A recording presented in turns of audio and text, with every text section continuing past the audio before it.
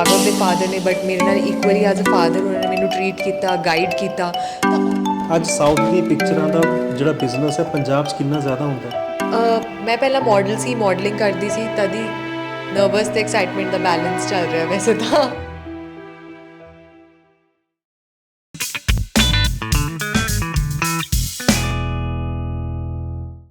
ਲੋ ਜੀ, ਮੂਵੀ ਆ ਰਹੀ ਹੈ ਨਿਡਰ 12 ਮਈ 2023 ਨੂੰ ਔਰ ਇਸ ਵੇਲੇ ਮੇਰੇ ਨਾਲ ਸਟਾਰਕਾਸਟ ਦੇ ਵਿੱਚੋਂ ਮੌਜੂਦ ਹੈ ਕੁਲਨੂਰ ਬਰਾੜ ਐਂਡ ਡਾਇਰੈਕਟਰ ਮਨਦੀਪ ਚਾਹਲ। ਸਤਿ ਸ਼੍ਰੀ ਅਕਾਲ ਜੀ। ਸਤਿ ਸ਼੍ਰੀ ਅਕਾਲ। ਕਿਵੇਂ ਹੋ? ਵਧੀਆ।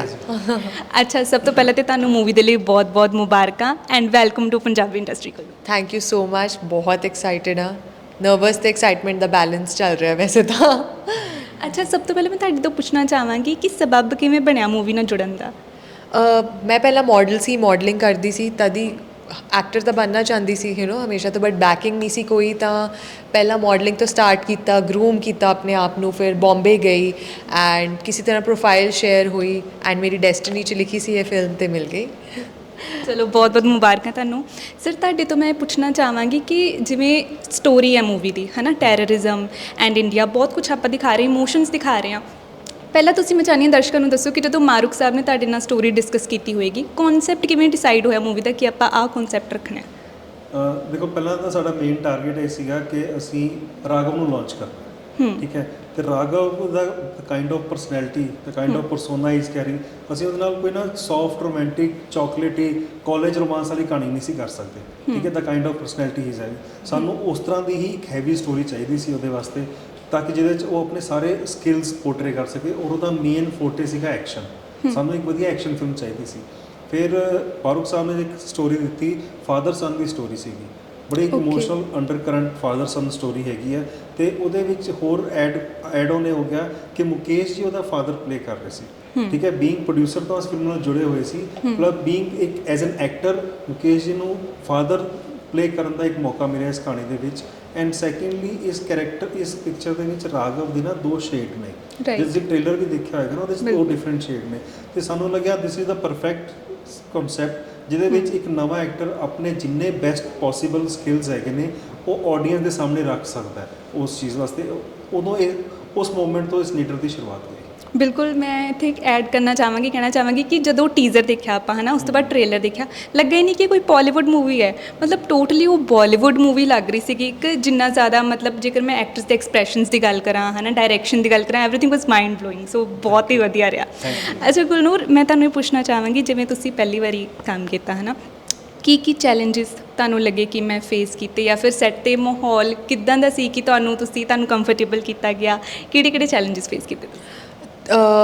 ਚੈਲੰਜ ਮੇਰੇ ਲਈ ਆਹ ਸੀ ਕਿ ਕੌਨਫੀਡੈਂਸ ਰੀਅਲ ਲਾਈਫ 'ਚ ਤਾਂ ਹੈਗਾ ਹੈ, ਮਤਲਬ ਉਹਨੂੰ ਕੈਮਰਾ 'ਤੇ ਕਿੱਦਾਂ ਸ਼ੋਅ ਕਰਨਾ ਹੈ, ਉਹ ਬਿਗੇਸਟ ਚੈਲੰਜ ਸੀਗਾ।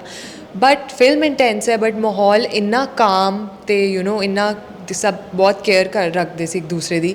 ਐਂਡ ਮੁਕੇਸ਼ ਜੋਸ਼ੀ ਸਰ ਰਾਘਵ ਦੇ ਫਾਦਰ ਨੇ ਬਟ ਮੇਰੇ ਨਾਲ ਇਕੁਅਲੀ ਐਜ਼ ਅ ਫਾਦਰ ਉਹਨਾਂ ਨੇ ਮੈਨੂੰ ਟਰੀਟ ਕੀਤਾ, ਗਾਈਡ ਕੀਤਾ। ਤਾਂ ਆਟੋਮੈਟਿਕਲੀ ਮਾਹੌਲ ਇੰਨਾ ਕਾਮ ਸੀਗਾ, ਇੰਨੇ ਜੈਨੂਇਨਲੀ ਸਭ ਟੇਕ ਕੇਅਰ ਕਰ ਰਹੇ ਸੀ, ਸਮਝਾ ਰਹੇ ਸੀ ਇੱਕ ਦੂਸਰੇ ਨੂੰ। ਸਰ ਦੀ ਗਾਈਡੈਂਸ ਇੰਨੀ ਅਮੇਜ਼ਿੰਗ ਸੀ, ਮਤਲਬ ਜੇ ਗਲਤੀਆਂ ਵੀ ਹੁੰਦੀਆਂ ਸੀ, ਸਰ ਤਾਂ ਆਊਟ ਆਫ ਦ ਵੇ ਆ ਕੇ ਕੰਨ 'ਚ ਦੱਸਦੇ ਸੀ, ਇੱਦਾਂ ਨਹੀਂ, ਇੱਦਾਂ ਕਰ। ਇੰਨੇ ਕਾਈਂਡ ਸੀਗੇ ਤਾਂ ਤੁਸੀਂ ਸੋਚੋ ਫਿਰ ਮਾਹੌਲ ਹੀ ਜਦ ਇਹੋ ਜਿਹਾ ਹੋਏ ਤਾਂ ਕੰਮ ਹੋਰ ਵਧੀਆ ਨਿਕਲ ਰਿਹਾ ਸੀ ਬੇਸਿਕਲੀ। ਹਾਂਜੀ ਸਰ, ਤੁਹਾਨੂੰ ਪਰਸਨਲੀ, ਮਤਲਬ ਜੇਕਰ ਮੈਂ ਗੱਲ ਕਰਾਂ ਕਿ ਬਹੁਤ ਸਾਰੇ ਟੇਸਟ ਹੁੰਦੇ ਨੇ, ਹੈ ਨਾ, ਲਾਈਕ ਕਾਮੇਡੀ ਮੂਵੀਜ਼ ਹੋ ਗਈਆਂ, romantic movies, action movies, personally ਕਿੱਦਾਂ ਦੀਆਂ ਮੂਵੀਜ਼ ਤੁਹਾਨੂੰ ਜ਼ਿਆਦਾ ਮਜ਼ਾ ਆਉਂਦਾ ਡਾਇਰੈਕਟ ਕਰਕੇ? ਦੇਖੋ, ਮੇਰਾ ਇਹ ਮੰਨਣਾ ਹੈ, ਆਪਾਂ ਨਾ ਬੜੀ ਜਲਦੀ ਨਾ ਡਾਇਰੈਕਟਰਸ ਨੂੰ ਜਾਂ ਰਾਈਟਰਸ ਨੂੰ ਟਾਈਪ ਕਾਸਟ ਕਰ ਦਿੰਦੇ ਆ, ਯਾਰ ਇਹ ਤਾਂ ਕਾਮੇਡੀ ਫਿਲਮਾਂ ਹੀ ਬਣਾ ਸਕਦੇ ਨੇ, ਜਾਂ ਇਹ ਤਾਂ ਸੀਰੀਅਸ ਫਿਲਮਾਂ ਬਣਾ ਸਕਦੇ ਨੇ। ਮੈਨੂੰ ਇਹ ਲੱਗਦਾ ਹੈ ਕਿ ਕ੍ਰੀਏਟੀਵਿਟੀ ਦੇ ਵਿੱਚ ਨਾ ਕੋਈ ਇਮੋਸ਼ਨਸ ਬਾਉਂਡ ਨਹੀਂ ਹੁੰਦੇ, ਠੀਕ ਹੈ। ਜਿਵੇਂ ਇੱਕ ਰਾਈਟਰ ਨੇ ਪੇਪਰ ਦੇ ਉੱਪਰ ਕਹਾਣੀ ਲਿਖਤੀ, ਔਰ ਉਸ ਤਰ੍ਹਾਂ ਹੀ ਇੱਕ ਕਹਾਣੀ ਤੁਹਾਡੇ ਕੋਲ ਅਗਰ ਆਉਂਦੀ ਹੈ ਕਿਸੇ ਡਾਇਰੈਕਟਰ ਕੋਲ, ਉਹ ਕਿਸੇ ਵੀ ਜਨਰ ਦੀ ਹੋ ਸਕਦੀ, ਕਾਮੇਡੀ ਹੋ ਸਕਦੀ, ਰੋਮਾਂਟਿਕ ਹੋ ਸਕਦੀ, ਕੋਈ ਐਕਸ਼ਨ ਹੋ ਸਕਦੀ, ਅਗਰ ਉਹ ਕਹਾਣੀ ਡਾਇਰੈਕਟਰ ਨੂੰ ਐਕਸਾਈਟ ਕਰਦੀ ਹੈ, ਉਹਨੇ ਆਪਣੇ ਪੁਆਇੰਟ ਆਫ ਵਿਊ ਨਾਲ ਉਹਨੂੰ ਪਰਦੇ 'ਤੇ ਲਿਖਣਾ। ਸੋ ਮੈਨੂੰ ਨਹੀਂ ਲੱਗਦਾ ਕਿ ਕਿਸੇ ਵੀ ਡਾਇਰੈਕਟਰ ਦਾ ਕੋਈ ਪਰਟੀਕੂਲਰ ਜਨਰਾ ਹੋਣਾ ਚਾਹੀਦਾ। ਅਲਟੀਮੇਟਲੀ ਕਹਾਣੀ ਉਹਨੂੰ ਐਕਸਾਈਟ ਕਰਨੀ ਚਾਹੀਦੀ ਹੈ। ਜੇ ਮੇਰੀ ਲਾਸਟ ਦੇਖੋ, Munda Faridkotia was totally different film, Arjan was totally different film. ਮੈਨੂੰ ਇੱਕ ਚੈਲੰਜਿੰਗ ਰੋਲ ਮਿਲਿਆ ਐਜ਼ ਅ ਡਾਇਰੈਕਟਰ ਕਿ ਮੈਂ ਇੱਦਾਂ ਦਾ ਐਕਸ਼ਨ ਕਦੀ ਕੀਤਾ ਨਹੀਂ ਸੀ। ਸੋ ਆਈ ਐਕਸੈਪਟਿਡ ਦਿਸ ਥਿੰਗ ਕਿ ਵੀ ਹਰ ਕਹਾਣੀ ਕਹਿਣ ਦਾ ਇੱਕ ਤਰੀਕਾ ਆਉਣਾ ਚਾਹੀਦਾ।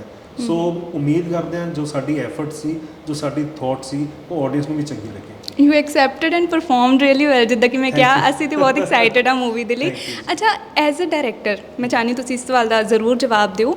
ਜਿੱਦਾਂ ਕੋਈ ਐਕਟਰ ਹੈ ਰਾਈਟ, ਜੇਕਰ ਉਹ ਬਹੁਤ ਲੰਬੇ ਸਮੇਂ ਤੋਂ ਕਿਸੇ ਪਰਟੀਕੂਲਰ ਟੇਸਟ ਦੀ ਮੂਵੀ ਕਰ ਰਿਹਾ, ਲਾਈਕ ਉਹ ਕਾਮੇਡੀ ਕਰ ਰਿਹਾ, ਰੀਸੈਂਟਲੀ ਇੱਕ ਮੂਵੀ ਲਾਂਚ ਹੋਈ ਸੀ ਉਡੀਕਾਂ ਤੇਰੀਆਂ, ਜਿਹਦੇ ਵਿੱਚ ਦਵਿੰਦਰ ਭੱਲਾ ਸਾਹਿਬ ਨੇ ਬਿਲਕੁਲ ਡਿਫਰੈਂਟ ਕੈਰੈਕਟਰ ਪਲੇ ਕੀਤਾ, ਕਿਉਂਕਿ ਉਹਨਾਂ ਦਾ ਆਪਾਂ ਨਾਮ ਲੈਂਦੇ ਹਾਂ ਤਾਂ ਬਿਲਕੁਲ ਕਾਮੇਡੀ ਯਾਦ ਆ ਜਾਂਦੀ ਹੈ ਨਾ, ਉਹਨਾਂ ਨੂੰ ਇਮੋਸ਼ਨਲ ਦਿਖਾ ਦਿੱਤਾ। ਕੋਈ ਇੱਕ ਐਕਟਰ ਜਿਹਨੂੰ ਕਿਸੇ ਇੱਕ ਪਰਟੀਕੂਲਰ ਟੇਸਟ ਲਈ ਜਾਣਿਆ ਜਾਣ ਲੱਗ ਜਾਂਦਾ, ਬੀਇੰਗ ਅ ਡਾਇਰੈਕਟਰ ਤੁਸੀਂ ਕਿੱਦਾਂ ਦੇਖਦੇ ਹੋ ਕਿ ਉਹਨਾਂ ਨੂੰ ਕਿਸੇ ਹੋਰ ਤਰੀਕੇ ਦਾ ਰੋਲ ਦੇ ਕੇ ਆਡੀਅנס ਦੇ ਅੱਗੇ ਲਿਆਉਣ ਦਾ ਰਿਸਕ ਲੈਣਾ ਚਾਹੀਦਾ ਹੈ, ਕਿ ਆਡੀਅנס ਉਹਨਾਂ ਨੂੰ ਐਕਸੈਪਟ ਕਰੇਗੀ ਜਾਂ ਨਹੀਂ, ਇਹ ਕੁਐਸਚਨ ਆਉਂਦਾ ਦਿਮਾਗ ਦੇ ਵਿੱਚ। ਮੈਂ ਤੁਹਾਨੂੰ ਆਪਣਾ ਐਕਸਪੀਰੀਅੰਸ ਦੱਸਦਾ। ਮੈਂ ਇੱਕ ਫਿਲਮ ਕੀਤੀ ਸੀ ਅਰਜਨ, ਠੀਕ ਹੈ। ਅਸੀਂ ਬੀਐਨ ਸ਼ਰਮਾ ਜੀ ਨੂੰ ਉਦੋਂ ਮੰਨਦੇ ਹਾਂ ਕਿ ਉਹ ਕਾਮੇਡੀ ਕਰਦੇ ਨੇ, ਉਹਨਾਂ ਨੂੰ ਅਗਰ ਇੱਕ ਪੇਜ ਦਿੱਤਾ ਜਾਏ ਤਾਂ 1.5 ਪੇਜ ਬਣਾ ਲੈਂਦੇ ਨੇ, ਇੰਨੀ ਵਧੀਆ ਕਾਮੇਡੀ ਕਰਦੇ ਨੇ, ਠੀਕ ਹੈ। ਉਹਨਾਂ ਦਾ ਡਾਇਲੋਗ ਡਿਲੀਵਰੀ ਉਹਨਾਂ ਦਾ ਫੋਰਟੇ ਹੈਗਾ, ਠੀਕ ਹੈ। ਤੇ ਉਹਨਾਂ ਦਾ 3-4 ਦਿਨ ਦੀ ਸ਼ੂਟਿੰਗ ਹੋ ਗਈ। 3-4 ਦਿਨ ਦੀ ਸ਼ੂਟਿੰਗ ਤੋਂ ਬਾਅਦ ਉਹਨਾਂ ਨੇ ਇੱਕ ਦਿਨ ਮੈਨੂੰ ਵੈਂਟੇਜ ਬੁਲਾਇਆ। ਮੈਂ ਕਿਹਾ ਮੈਨੂੰ ਬੁਲਾਇਆ, ਕਹਿੰਦੇ ਜੀ ਮੈਂ ਬੜਾ ਨਾਰਾਜ਼ ਹੈਗਾ ਤੁਹਾਡੇ ਤੋਂ। ਮੈਨੂੰ ਮੇਰੇ ਐਸੋਸੀਏਟ ਕਹਿ ਕੇ ਕਹਿੰਦੇ ਬੀਐਨ ਜੀ ਨਾਰਾਜ਼ ਨੇ। ਮੈਂ ਗਿਆ, ਮੈਂ ਕਿਹਾ ਕੀ ਗੱਲ? ਕਹਿੰਦੇ ਮੈਂ ਬਹੁਤ ਨਾਰਾਜ਼ ਹੈਗਾ। ਕਹਿੰਦੇ ਲੋਕੀ ਬੀਐਨ ਸ਼ਰਮਾ ਨੂੰ ਕਾਸਟ ਇਸ ਕਰਕੇ ਕਰਦੇ ਨੇ ਕਿ ਉਹ ਡਾਇਲੋਗ ਬੋਲੇਗਾ, ਉਹ 4 ਲਾਈਨਾਂ ਐਡ ਕਰੇਗਾ, ਜੋੜੇਗਾ। ਮੈਂ 4 ਦਿਨ ਹੋ ਗਏ ਮੈਨੂੰ ਸ਼ੂਟਿੰਗ ਆਏ ਨੂੰ, ਮੇਰੇ ਨਾਲ ਤੁਸੀਂ ਸ਼ਾਟ ਲੈਂਦੇ ਹੋ, ਚੁੱਪ ਕਰਕੇ ਮੈਂ ਇੱਥੋਂ ਇੱਧਰ ਚਲਾ ਜਾਂਦਾ, ਇੱਥੋਂ ਇੱਧਰ ਆ ਕੇ ਬਹਿ ਜਾਂਦਾ, ਔਰ ਨਿਰਮਲ ਰਿਸ਼ੀ ਕੁਝ ਬੋਲਦੀ ਹੈ ਮੈਂ ਇੱਦਾਂ ਰਿਐਕਟ ਕਰ ਦਿੰਦਾ, ਚੁੱਪ ਕਰ ਦਿੰਦਾ। ਮੈਂ ਚੁੱਪ ਕਰਕੇ ਸੁਣਦਾ ਰਿਹਾ। ਮੈਂ ਕਿਹਾ ਅਜੀ ਕਰੈਕਟਰ ਹੀ ਇਹ ਹੈ। ਕਹਿੰਦੇ ਫਿਰ ਇੱਦਾਂ ਤਾਂ ਮੈਨੂੰ ਲੋਕਾਂ ਨੂੰ ਪਸੰਦ ਨਹੀਂ ਆਏਗਾ। ਮੈਂ ਕਿਹਾ ਜੇ ਤੁਸੀਂ ਇੱਦਾਂ ਕਰਕੇ ਨਾ, ਹੋ ਸਕਦਾ ਤੁਹਾਨੂੰ ਅਵਾਰਡ ਮਿਲ ਜੇ। ਮੈਂ ਇੱਦਾਂ ਫਲੂਕ ਕਹਿਤਾ, ਉਹਨਾਂ ਨੂੰ ਅਰਜਨ ਵਾਸਤੇ ਪੀਟੀਸੀ ਦਾ ਬੈਸਟ ਸਪੋਰਟਿੰਗ ਐਕਟਰ ਅਵਾਰਡ ਮਿਲਿਆ। ਸੋ ਇਹ ਚੀਜ਼ ਸੀ। ਸੋ ਅਕੋਰਡਿੰਗ ਟੂ ਯੂ ਕਿ ਇਹ ਜਿਹੜੇ ਐਕਸਪੈਰੀਮੈਂਟ ਨੇ ਸਾਨੂੰ ਕਰਨੇ ਚਾਹੀਦੇ ਨੇ? ਮੇਰੇ ਹਿਸਾਬ ਨਾਲ ਕਿ ਜਿਹੜੇ ਵੀ ਆਰਟਿਸਟ ਨੇ, ਚਾਹੇ ਟੈਕਨੀਸ਼ੀਅਨਸ ਨੇ, ਕ੍ਰੀਏਟਿਵ ਫੀਲਡ ਹੈ, ਕ੍ਰੀਏਟਿਵ ਫੀਲਡ ਦੇ ਵਿੱਚ ਆਪਾਂ ਲੈਂਗੁਏਜ ਬੈਰੀਅਰ ਹੀ ਨਹੀਂ ਹੁੰਦੀ, ਨਾ ਲੈਂਗੁਏਜ ਬੈਰੀਅਰ ਹੁੰਦੀ, ਨਾ ਇਮੋਸ਼ਨ। ਅੱਜ ਸਾਊਥ ਦੀ ਪਿਕਚਰਾਂ ਦਾ ਜਿਹੜਾ ਬਿਜ਼ਨਸ ਹੈ ਪੰਜਾਬ 'ਚ ਕਿੰਨਾ ਜ਼ਿਆਦਾ ਹੁੰਦਾ, ਬਿਲਕੁਲ ਠੀਕ ਹੈ। ਸਾਊਥ ਦੀ ਉਹਨਾਂ ਦੇ ਇਮੋਸ਼ਨਸ ਹੈਗੇ, ਲੇਕਿਨ ਆਪਾਂ ਹਿੰਦੀ 'ਚ ਡੱਬ ਕਰਕੇ ਪੰਜਾਬ 'ਚ ਪੰਜਾਬੀ ਆਡੀਅנס ਦਾ ਬਿਜ਼ਨਸ ਕਿੰਨਾ ਜ਼ਿਆਦਾ ਕਰਦੇ ਪਏ ਹਾਂ। ਸੋ ਕ੍ਰੀਏਟਿਵਿਟੀ ਦੇ ਵਿੱਚ ਕੋਈ ਬੈਰੀਅਰ ਨਹੀਂ ਹੁੰਦਾ ਮੇਰੇ ਹਿਸਾਬ ਨਾਲ। ਗੁਰਨੂਰ, ਜਿੱਦਾਂ ਕਿ ਆਪਾਂ ਹੈ ਨਾ ਵੇਖਿਆ ਕਿ ਤੁਸੀਂ ਬਹੁਤ ਅੱਛੇ ਤਰੀਕੇ ਨਾਲ ਸਕਰੀਨ ਦੇ ਉੱਤੇ ਦਿਖਾਈ ਦੇ ਰਹੇ ਹੋ, ਕੋਈ ਇੱਕ ਸੀਨ ਇਹੋ ਜਿਹਾ ਆਇਆ ਮੂਵੀ ਦੇ ਵਿੱਚ ਜਿਹਦੇ 'ਚ ਤੁਹਾਨੂੰ ਲੱਗਾ ਕਿ ਯਾਰ ਆਹ ਕਿਵੇਂ ਕਰਾਂ, ਜਾਂ ਤੁਸੀਂ ਥੋੜ੍ਹਾ ਜਿਹਾ ਸੋਚਿਆ ਹੋਇਆ ਉਹਨੂੰ ਕਰਨ ਦੇ ਲਈ ਟਾਈਮ ਲਿਆ ਹੋਏ, ਜਾਂ ਫਿਰ ਕੋਈ ਇਹੋ ਜਿਹੀ ਯਾਦ ਸੈੱਟ ਦੀ ਜੋ ਤੁਹਾਡੇ ਨਾਲ ਹਮੇਸ਼ਾ ਰਹੇਗੀ? ਇੱਕ ਸੀਨ ਇਮੋਸ਼ਨਲ ਸੀਨ ਸੀਗਾ ਐਂਡ ਸਰ ਨੇ ਮੈਨੂੰ ਚੈਲੰਜ ਦਿੱਤਾ, ਮੈਂ ਗਲਿਸਰੀਨ ਨਹੀਂ ਯੂਜ਼ ਕਰਨੀ, ਠੀਕ ਹੈ, ਤੂੰ ਰੋਣਾ ਨਹੀਂ। ਸਰ ਨੇ ਚੈਲੰਜ ਦਿੱਤਾ ਤਾਂ ਮੈਂ as a fresher, method acting ਕਾਫੀ ਵੱਡਾ ਵਰਡ ਹੈ, ਬਟ ਮੈਂ ਸਾਈਡ 'ਤੇ ਜਾ ਕੇ ਆਪਣੀ ਲਾਈਫ ਦੀ ਸਾਰੀ ਸਟਰਗਲਸ ਜਾਂ ਕੁਛ ਹਾਰਡਸ਼ਿਪਸ ਯਾਦ ਕਰਕੇ, ਮਤਲਬ ਉਹ ਰੋਣਾ ਇਹੋ ਜਿਹਾ ਆਇਆ। ਫਿਰ ਸਰ ਨੂੰ 2 ਟੇਕਸ ਲਓ, 3 ਲਓ, 4 ਲਓ, ਜੈਨੂਇਨਲੀ ਮੈਂ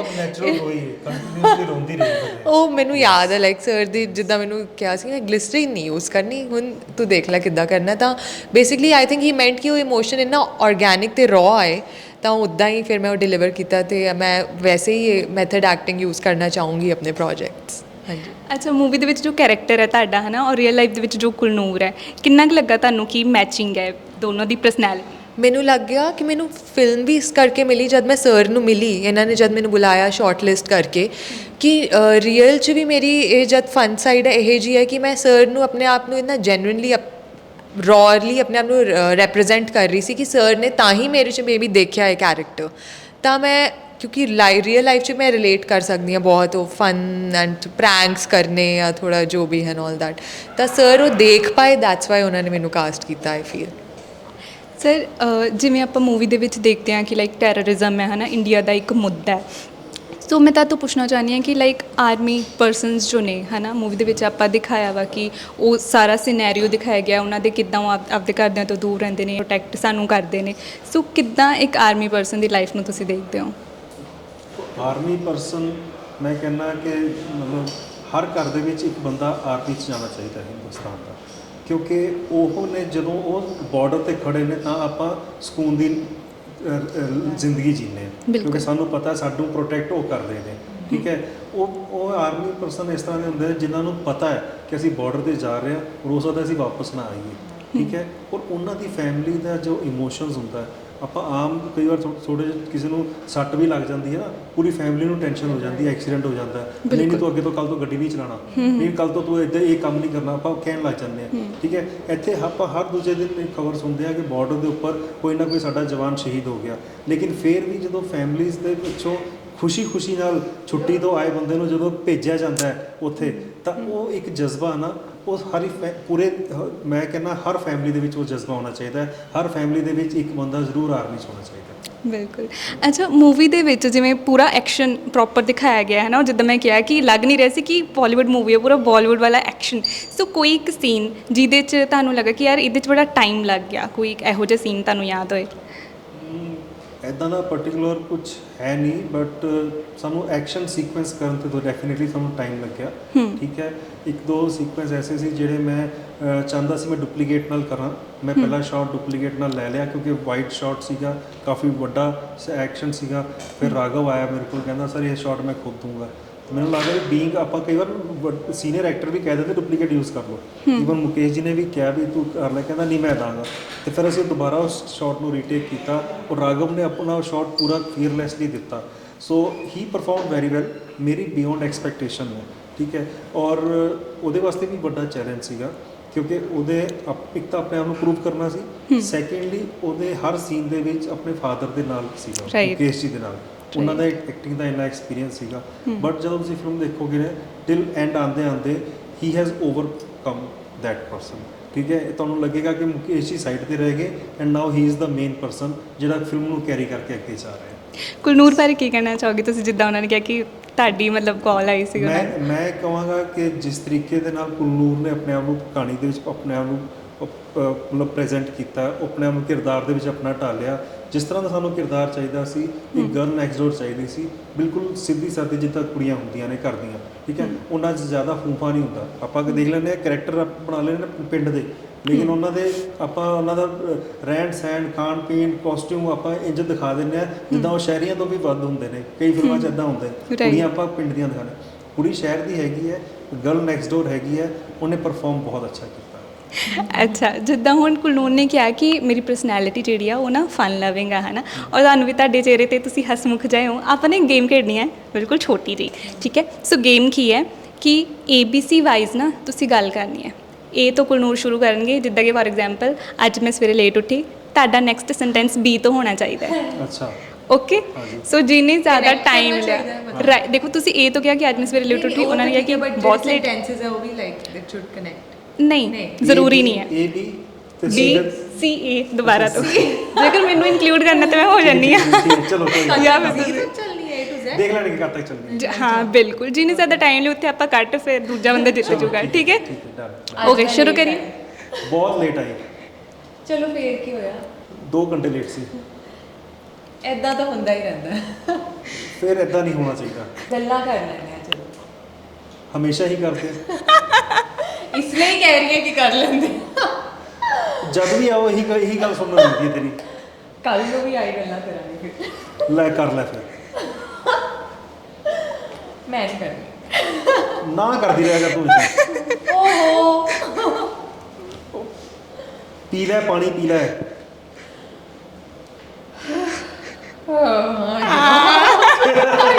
even mind blowing performance, thank you ਜੀ, ਬਹੁਤ ਹੀ ਮਜ਼ਾ ਆਇਆ। ਥੈਂਕ ਯੂ ਵੈਰੀ ਇੱਕ ਵਾਰੀ ਫਿਰ ਤੋਂ ਮੈਂ ਇਹੀ ਕਹਾਂਗੀ ਕਿ ਮੂਵੀ ਜਿਹੜੀ ਉਹ ਕਾਫੀ ਅਲੱਗ ਜਿਹਾ ਕਨਸੈਪਟ ਹੈ ਐਂਡ ਵੱਖਰੇ ਤਰੀਕੇ ਦੇ ਐਕਸ਼ਨ ਜਿਹੜਾ ਹੈ ਉਹ ਸਟੰਟਸ ਨੇ, ਹੈ ਨਾ।